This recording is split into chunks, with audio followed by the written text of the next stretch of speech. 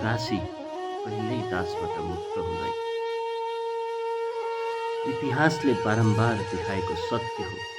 दासी कहिल्यै दासबाट मुक्त हुँदैन, किनकि दास आफै स्वतन्त्र हुँदैन र जो स्वयं बन्धनमा छ उसले कसरी अरूलाई स्वतन्त्रता दिन सक्छ।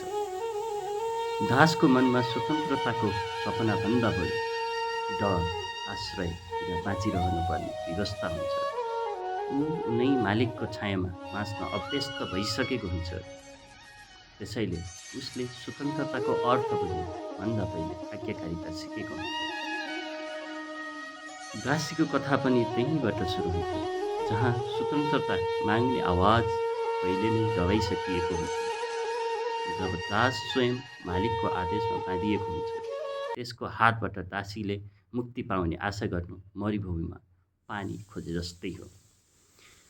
साँचो मुक्ति तब मात्र सम्भव हुन्छ जब दासले पहिले आफ्नै बन्धन चिन्न थाल्छ, जब उसले डरभन्दा ठुलो साहस जन्माउँछ र मालिकको छायाबाट बाहिर निस्कने निर्णय गर्छ।